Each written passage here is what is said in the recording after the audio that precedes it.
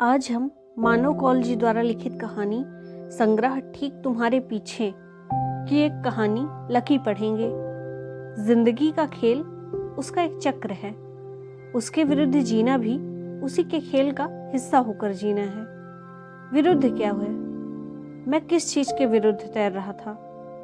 जब मैं खुद को देखता हूँ तो मुझे अनंतमय दिखाई देते हैं। अनंतमय में मैं अनंत लोगों के जीवन का हिस्सा हूँ। यह एक लूप है जिसमें मैं गोल हूँ। क्या मैं इसके विरुद्ध हूँ? मेरा नाम लकी है। आजकल कभी कभी बहुत तेज आंखें मिचकाता हूँ तो आंखें मिचकाना बंद करना बस के बाहर हो जाता है।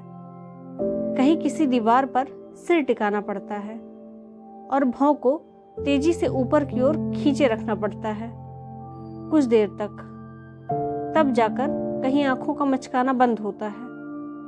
पहले बहुत जोर से छाती पर घूंसा मारने की इच्छा होती थी, आजकल मैं मार देता हूँ। कोई भी इच्छा दबा कर नहीं रखता हूँ। यह मैं अपने पिताजी को कहता हूँ। पिताजी डर जाते हैं, पर असल में मेरे हाथों पर भी मेरा वश नहीं है। वह इच्छा को यथार्थ में बदल देते हैं। मेरे पता होने से पहले हम हार चुके हैं। यह कब पता चलता है? क्या मरने के ठीक पहले? कब? जिंदगी के खेल में हार जाने के बाद क्या होता है? मैं हार जाना चाहता हूँ। जीतने में मैं फिर एक लूप में खुद को दिखता हूँ। क्या मैं अभी इसी वक्त हारा हुआ घोषित नहीं हो सकता? मुझे नहीं खेलना है। अगर हार कर भी हम इस खेल से बाहर नहीं हो सकते हैं तो जीतना तो एक भ्रम है ना। मैंने लिखते ही यह फाड़ दिया। खिड़की से आती हुई सूर्य की रोशनी जमीन पर थी। एक कछुए की तरह रेंगती हुई वह कुछ देर से गायब हो जाएगी। मैंने अपने कमरे का दरवाजा खोल दिया। घर की दिनचर्या को खटर पटर भीतर के कमरे में दाखिल हो गई। पिताजी का सुंदरकांड, माँ के बर्तन और मेरी बहन का घर में ना होना, सब मैं महसूस कर सकता था। यह घर कितना बदल गया है। मैंने शर्ट पहनी और घर के बाहर निकल आया। मेरा नाम लकी है। मेरे घर जाते ही क्या होता है? पहले मेरे घर आने पर सभी मुझ पर वार करते हैं, टूट पड़ते थे, पर अब मुझे एक कोने में खाना मिल जाता है। माँ टीवी में इतनी व्यस्त दिखती हैं कि उन्हें हमारा चेहरा देखने की फुर्सत नहीं मिलती। जब टीवी बंद होता है तब तक मैं खुद को अपने कमरे में बंद कर चुका होता हूँ। अक्सर सोने के पहले मैं अपने हाथों की रेखाएं टटोलता हूँ। मेरे हाथ में एक तिल उग आया है। मेरे पिताजी की ज्योतिष की दुकान है। मैंने उस तिल का मतलब पिताजी से पूछा तो वह कहने लगे कि जब मुट्ठी बंद करो तो तिल मुट्ठी के भीतर बंद होना चाहिए। तुम्हारा तिल मुट्ठी के बाहर रह जाता है, सो किसी काम का नहीं। मेरा नाम लकी है। पिताजी ने कभी मेरे हाथ नहीं देखा। मेरे पैदा होने पर उन्होंने मेरी कुंडली बनाई होगी।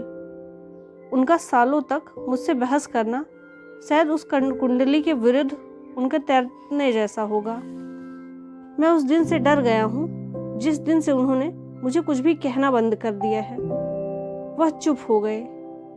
माँ एक दिन टीवी भूली थी जब पिताजी ने उनसे कहा था कि लकी पर काल सर्प योग है। माँ मुझे पूरी रात मनाती रही, जैसे उन्हें मेरे इस तरह होने के पीछे का कारण मिल गया हो। अंत में मैं मान गया। अगले ही दिन सुबह सुबह पिताजी और मैं नासिक चले गए। बस में बैठे बैठे मैंने उनसे पूछा, मेरी कुंडली में क्या लिखा है? बस जब रुकेगी तो कुछ खाने को ले आना, पिताजी ने जवाब दिया। मेरा नाम लकी है। आपने कुंडली में देख कर रखा था क्या? ज्यादा पानी मत पीना, मूतने के लिए यह बार बार बस नहीं रुकेगी। हम दोनों फिर चुप रहे। जब बस रुकी तो मैं उनके लिए कुछ खाने को ले आया। वह कहने लगे, खाने को क्यों लाए? मैंने नहीं मंगाया था। और तुम भी कुछ मत खाओ, पूजा से पहले अन्न ग्रहण नहीं कर सकते। जब हम वहां पहुंचे तो भीड़ थी। मेरे जैसे कई लोग थे। मैं उन लोगों के चेहरे देखता रहा। मेरी इच्छा थी कि किसी की आंखों में मैं खुद को देख सकूं। उस भीड़ में सब खोए हुए से थे। हम रात को धर्मशाला में रुके। पिताजी से मिलने उनके बहुत से पंडित दोस्त आए। मैं उनमें से कुछ लोगों को जानता था। वो हमारे घर आ चुके थे। पिताजी का ज्योतिष का व्यापार बहुत अच्छा चल निकला था। उनके कुछ दोस्तों ने मेरे लिए कुछ अंगूठियां सुझाई, पर अब मेरी उंगलियों में जगह ही नहीं थी। जितने मंत्र पढ़े जा सकते थे पिताजी पढ़ चुके थे, पर फिर भी गुंजाइश बहुत सी चीज़ों की रह गई थी। कभी कभी मेरी इच्छा होती थी कि मैं पिताजी से कह दूं कि बस बस बस। जब हम वापस आ रहे थे तो पिताजी खुश थे। उन्होंने जैसे बीमारी को पकड़ लिया था और उसे एक ही झटके में कुचल डाला था। माँ दरवाजे पर खड़े रहकर हमारा इंतजार कर रही थी। पिताजी ने सफलता की खबर उन्हें सुनाई। माँ ने उस रात हम दोनों को पूड़ियाँ खिलाई। जब मैं वापस कमरे में आया तो मैंने तिल को मुट्ठी में बंद करने की कोशिश की, पर वह बाहर ही रह गया। मेरा नाम लकी था। कुछ दिन बीते, महीने बीते। जब मैं वैसा का वैसा ही बना रहा तो पिताजी ने काल सर्प योग के आगे अपने हथियार डाल दिए। वह चुप हो गए। मेरे लिए एक तरह से यह ठीक ही हुआ। मेरे जैसे होने में असल में मेरा हाथ नहीं था। यह कोई काल सर्प योग है जो मुझे मेरे जैसा बनाए हुए है। मैं पिताजी की नज़रों में बीमार था, पर मैं बीमार नहीं था। क्या मैं बीमार हूँ? क्या यूं ही जीते रहना बीमारी है? बिना किसी ध्येय के, बिना किसी कारण के जिए जाना। बचपन में जब कोई मुझसे यह सवाल पूछता था कि तुम बड़े होकर क्या बनना चाहते हो, तो मैं अपने दांत भींच लेता था। जीभ को अपने मूल की तरफ ले जाने की कोशिश करता था। मैं लिखता हूँ। छोटी कहानियाँ लिखना मुझे पसंद है। मैं लिखता हूँ। कुछ कहानियाँ छपी भी हैं। बहुत सी कहानियाँ छपने को दे दी हैं, पर मेरी माँ ने एक बार टीवी देखते हुए पूछा था, तू असल में क्या करना चाहता है? मैंने जवाब दिया था, मैं जो करना चाहता हूँ वह कर रहा हूँ। कुछ करता दिखाई तो नहीं देता है। आपने मुझे लिखते हुए देखा है ना? हाँ, तो मैं वही करता हूँ। मैं लिखता हूँ। किसके लिए? माँ ने आश्चर्य से पूछा। जो भी पढ़ेगा उसी के लिए। तो क्या तू और भी कुछ नहीं करेगा? इसमें और कुछ की गुंजाइश नहीं है माँ। अरे कम से कम पिताजी की दुकान पर ही जाकर बैठ जाया कर, उनके काम में हाथ बटा दिया कर। मैं चुप रहा। कुछ देर में माँ ने काल सर्प के योग को कुछ गालियां निकाली और फिर अपने धारावाहिकों में जाकर उलझ गई। हमेशा देर हो जाती है। अपने आप को लगातार सिद्ध करने की दौड़ में हमेशा देर हो जाती थी। मेरी एक बहन थी जिसने एक मुसलमान से शादी कर ली थी, सो उसे पिताजी ने अपने घर से बेदखल कर दिया था। मैं उसे अपने जीवन से अलग नहीं कर सका। जब तक वह हमारे साथ रहती थी बिल्कुल घर वालों की तरह व्यवहार करती थी, पर बेदखल होते ही वह मेरे करीब आ गई। वह मुझे समझने लगी, ऐसा मुझे लगता है। मैं उसके साथ बहुत ठीक महसूस करता हूँ। जिससे उनकी शादी हुई है वह बहुत ज़हीन आदमी है, पर मेरी बहन की सास बहुत कट्टर है। मेरी बहन को अपने भगवान अलमारी में छुपा कर रखने पड़ते हैं। उसकी सास को दिखाने के लिए उसे 5 टाइम नमाज भी पढ़ना पड़ता है। मैं बहुत ज़्यादा उसे मिलने नहीं जाता हूँ। उसकी सास को शक हो जाता है। मेरे हाथों में बहुत सारी अंगूठियाँ होने के कारण मेरी बहन की सास मुझसे बहुत घबराई हुई रहती हैं। उसे लगता है कि कहीं मेरी बहू अपने भगवान के पास वापस न चली जाए। मैं जितनी बार अपनी बहन से मिलता हूँ वह उतनी ही बार मुझे ज़्यादा मुसलमान दिखती है। अब वह अलमारी से भगवान को भी कम ही निकालती है। नमाज में उसे शांति मिलने लगी है। वह कहती है, बिना नमाज के दिन काटती हूँ तो लगता है कुछ गलत हो जाएगा। यह बात मुझे बड़ी दिलचस्प लगती है। मैंने एक छोटी कहानी अपनी बहन के बारे में लिखी थी, पर वह कहीं भी नहीं छपी। मेरी बहन का नाम आशा है, मेरा नाम लकी है। हर कुछ समय में भीतर कुछ बदला जाता है। वह बिल्कुल वह नहीं रहता जैसे वह हुआ करता था। मैं इस बात को बहुत ध्यान से महसूस करता हूँ। मेरी बहन जब हमारे साथ रहती थी तो घर कुछ और होता था। मैं अपने घर में बिल्कुल दूसरा होता था। उसके जाते ही जैसे घर मुझे कुछ ज़्यादा तवज्जो देने लगा था। मेरे पास इतना कुछ कभी नहीं था जिससे मैं अपनी बहन को खाली जगह भर सकूं।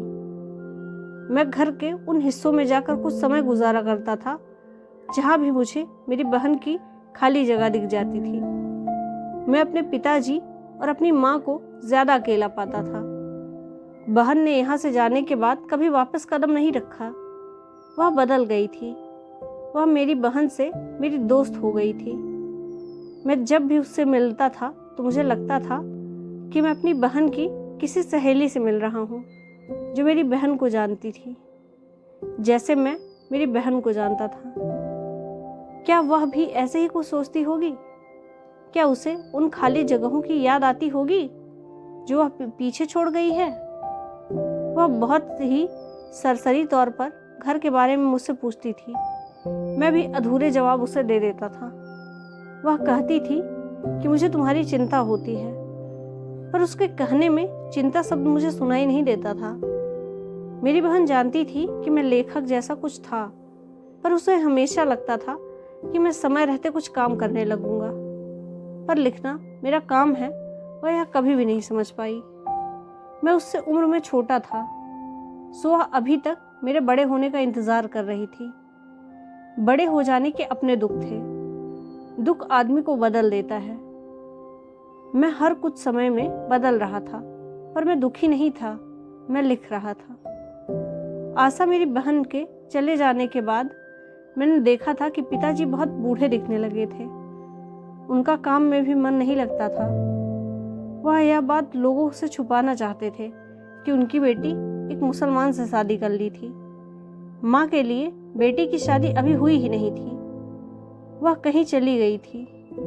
माँ आशा की बात भी ऐसे ही करती थी कि मानो वह कल गई हो, बस कुछ ही दिनों में वापस आ जाएगी।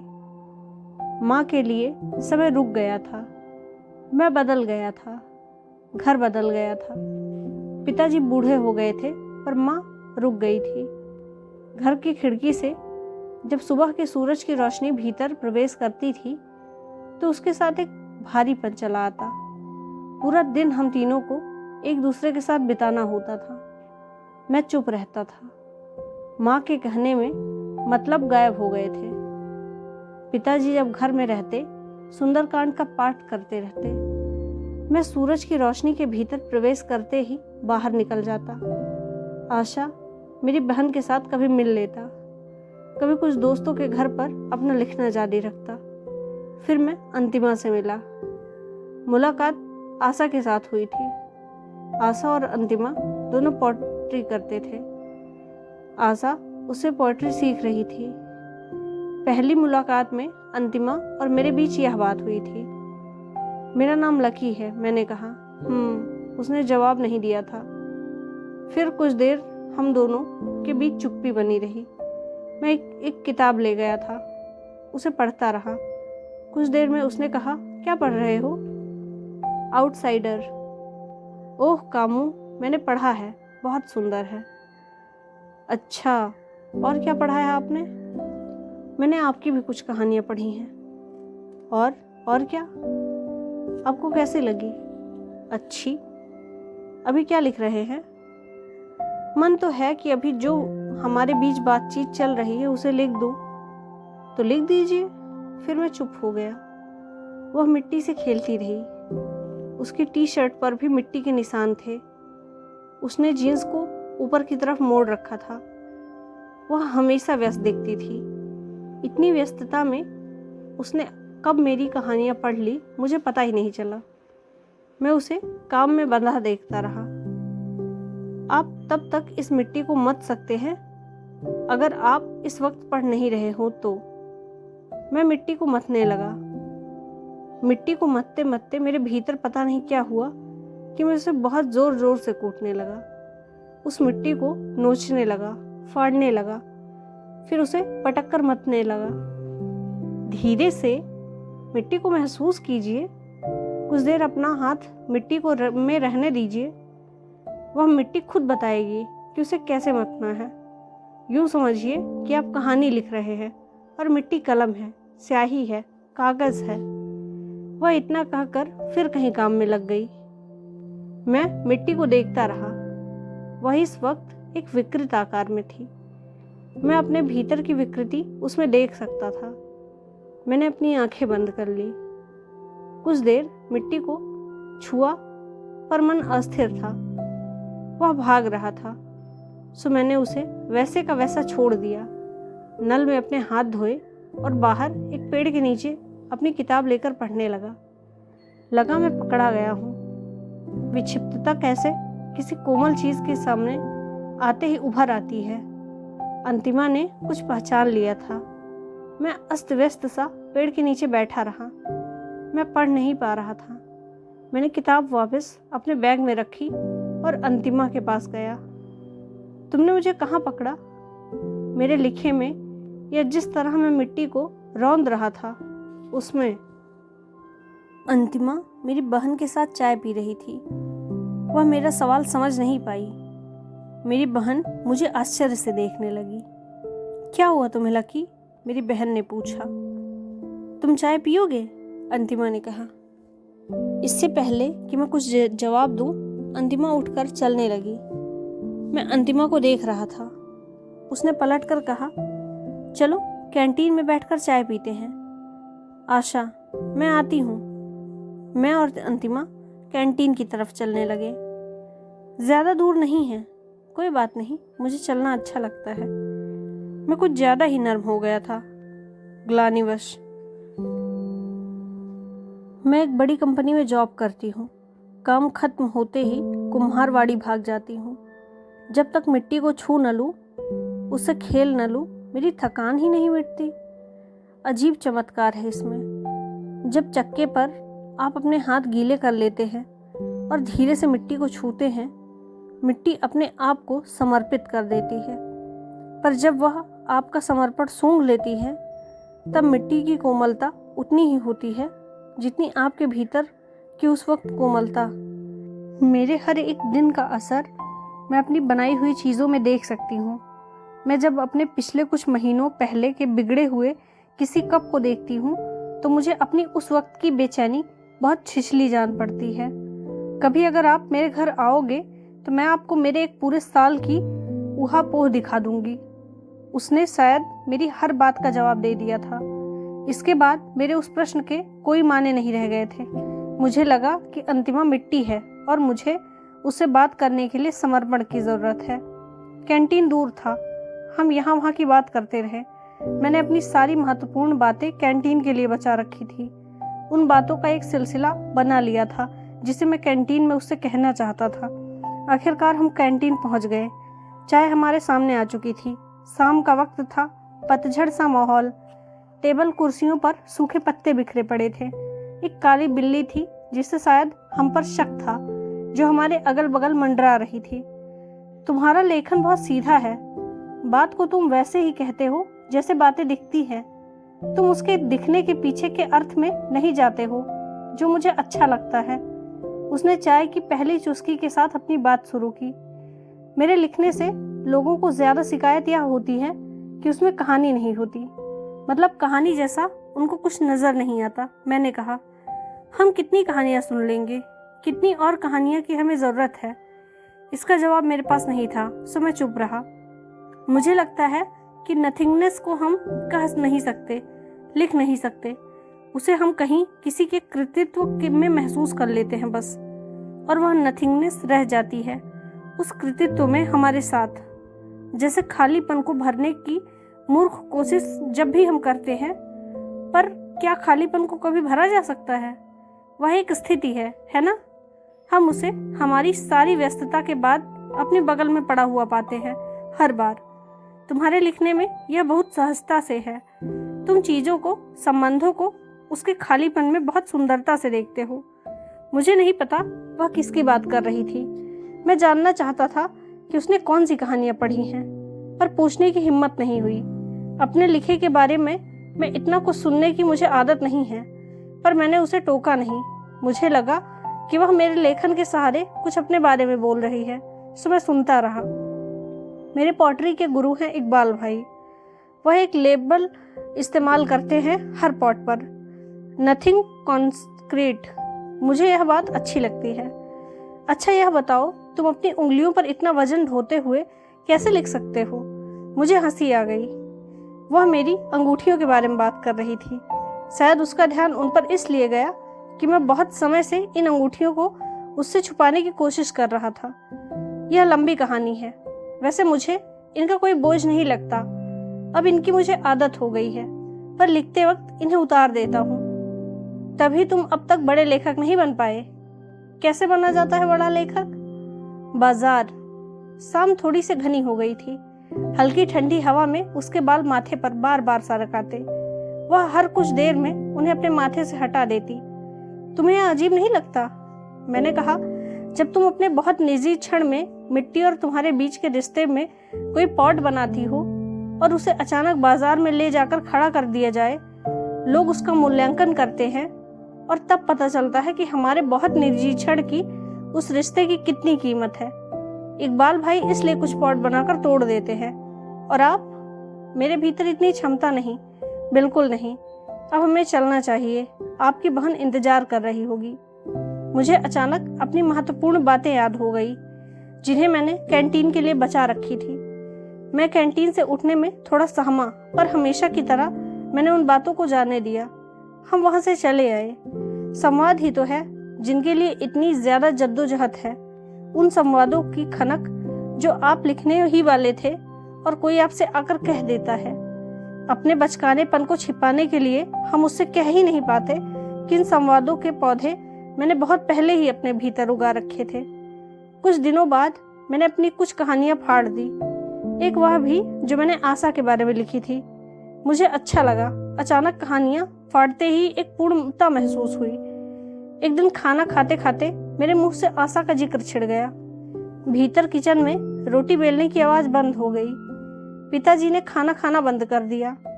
माँ भीतर से रोटी देने के बहाने से आई और मुझसे पूछा, कैसी है वह? अच्छी है, मैंने जवाब दिया और रोटी खाने लगा। क्या कुछ उम्मीद है? मैं उम्मीद का मतलब नहीं समझा। पिताजी वापस खाने में लग गए। उन्होंने माँ को नहीं टोका। उम्मीद मतलब क्या? माँ ने अपने पेट की तरफ इशारा किया, तब मैं समझा। हाँ, नहीं, मेरा मतलब मुझे कुछ नहीं पता।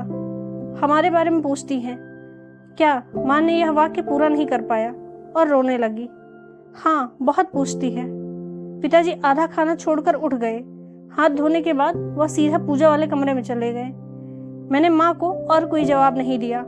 अंदर किचन से उनके लिए खाना लाया और सामने रख दिया। कुछ देर वहां बैठा रहा।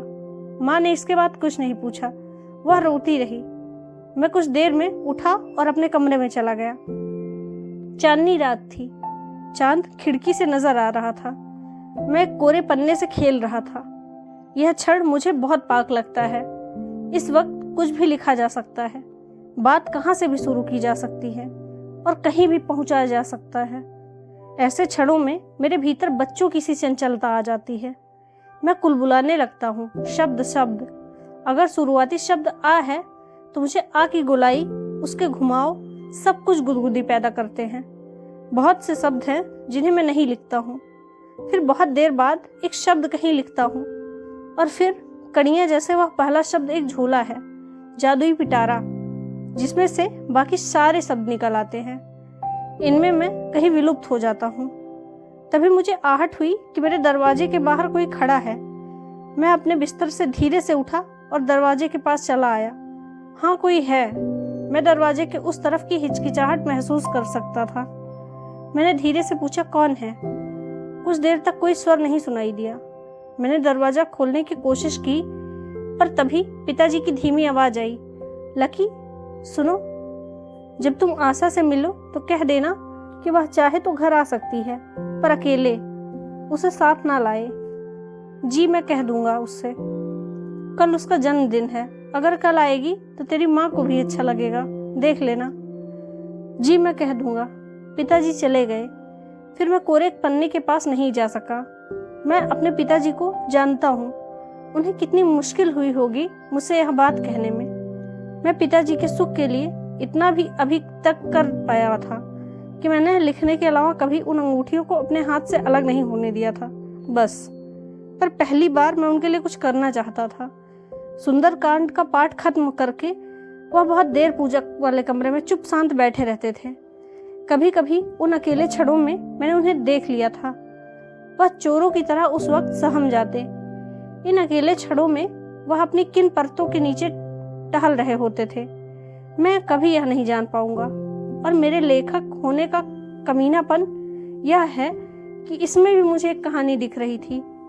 माँ उसके बाद कभी सहज नहीं रही, मानो उनके भीतर का कोई चित्र दीवार से गिरकर टूट गया हो। अगले दिन आशा नहीं आई। मैं गया था आशा को कहने। तब तक आशा अपने शौहर को साथ अपना जन्मदिन मनाने शहर से बाहर निकल चुकी थी। उस दिन माँ ने खाने में पूड़ियाँ बनाई थी। पिताजी ने मुझसे नहीं पूछा कुछ। हमने चुप्पी के साथ पूड़ियाँ खाई। कुछ दिनों बाद मैं आशा से मिलने गया। मैंने एक खुशखबरी की तरह उसे यह बात कही कि पिताजी चाहते हैं कि तुम घर आओ। पर आशा के चेहरे पर गुस्सा आ गया। उसने मुझसे कहा कि जो इतने साल में घर नहीं गई, उन सालों का हिसाब कौन देगा। उससे आगे कुछ कहा नहीं गया और वह उठकर चली गई। मैं कुछ देर तक इंतजार करता रहा, पर वह बाहर नहीं आई। मैंने मानो उसके घर से कहा हो मैं चलता हूँ। जवाब का इंतजार बेकार था, सो मैं वहीं से निकल गया। कुछ देर चलने के बाद मेरे पैर अचानक कुम्हारवाड़ी की तरफ मुड़ गए। अंतिमा से मिलने की इच्छा तीव्रता से थी। मैं क्यों उससे मिलना चाहता था? सारे कारण बहाने थे। मैं फिर उससे संवाद चाहता था, बस। कुम्हारवाड़ी में मैं बहुत देर इधर उधर टहलता रहा। कुछ देर कैंटीन में भी बैठा रहा, पर अंतिमा नहीं दिखी। शायद आज वह नहीं आई। मैंने अपने झोले में हाथ डाला, कोई भी किताब नहीं थी, वरना मैं उस पेड़ के नीचे बैठकर किताब पढ़ता रहता। खैर, चाय की छोटी गुमटी दिखी, सोचा एक चाय पीकर निकल जाऊंगा। यूं भी इस तरह उससे मिलना अजीब ही होता। तभी मुझे उसकी एक झलक दिखी। वह और इकबाल भाई कहीं बाहर से चले आ रहे थे। मैं झेप गया और उस चाय की गुमटी से थोड़ा दुबक गया।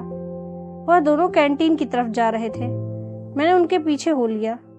यह कितना बचकाना था। अगर वह मुझे इस तरह देख ले तो मेरे पास कोई भी कारण नहीं होगा कि मैं ऐसा क्यों कर रहा हूँ, पर मुझ पर मेरा कोई वश नहीं था। वह कैंटीन में बैठ गए। मैं एक पेड़ की आड़ में खड़ा होकर अंतिमा को देखता रहा। मुझे अचानक अपने वह संवाद याद आ गए, वे महत्वपूर्ण बातें जो मैं उससे उस दिन कैंटीन में नहीं कर पाया था। मैं उन महत्वपूर्ण बातों को तरतीब में जमाने लगा। मैं छुपा हुआ था और पकड़ा जाना चाहता था, पर नहीं भी पकड़ा जाना चाहता था। मुझे लगा कि अगर पकड़ा गया तो सीधा अपनी महत्वपूर्ण बातें कहना शुरू कर दूंगा, पर अचानक वह बातें मुझे कतई महत्वपूर्ण नहीं लगी। वह छिछली बातें थी, बेमतलब, बेमानी। क्या कहूँगा? असल में मेरे पास कुछ कहने के लिए भी नहीं था। एक सीधे सवाल का जवाब तक नहीं था कि मैं यहाँ क्यों आया हूँ। वह उठने लगे थे, मैंने उन्हें जाने दिया। आशा एक दिन घर आई, सुबह सुबह। हम सब घर पर ही थे, पर वह अकेली नहीं आई थी, वह अपने शौहर के साथ आई थी। हम सब उससे मिले। उसने पिताजी और माँ के पैर छुए। उसका नाम आसिफ था, मेरा नाम लकी है। हम सब पिघलने के लिए तैयार बैठे थे। कुछ देर की बातचीत में माँ पूड़ी के लिए आटा गूंथने किचन में चली गई। पिताजी अचानक सब धर्मों की इज्जत पर बातचीत करने आए। घर के पीछे कुछ अंधेरे कोने में हल्की सूर्य की किरण पड़ने लगी। मैं अपने कमरे में गया और भीतर से दरवाजा बंद कर दिया। मेरे कोरे पन्ने मेरा इंतजार कर रहे थे। क्या फिर से एक मौका और मिल सकता है जिसमें हम कुछ गलतियां कर सकें जो नहीं कर पाए थे, और कुछ गलतियां सुधार ले। इकबाल भाई कुछ पॉट तोड़ देते थे, मैंने अपनी कुछ कहानियां फाड़ दी थी, और अंतिमा से फिर मैं कभी नहीं मिला। यह सारी बातें एक अंत देती हैं। इसमें एक असहजता है, पर अंत सहज है। कोरे पन्ने के सामने बैठे हुए इस बार अक्षर नहीं शब्द आया दिमाग में, अंत। मैं फिर आके उतार चढ़ाव महसूस करने लगा। फिर उसके ऊपर की खूबसूरत बिंदी को देखता रहा और खूबसूरतता की सुंदरता पर मैं मुग्ध हो गया। पर पता नहीं क्यों मन में इच्छा हुई कि ता में छोटी ई की मात्रा लगाऊं और उसके बाद माँ लिख दूं। मैंने अंत में अंतिमा लिखा। धन्यवाद।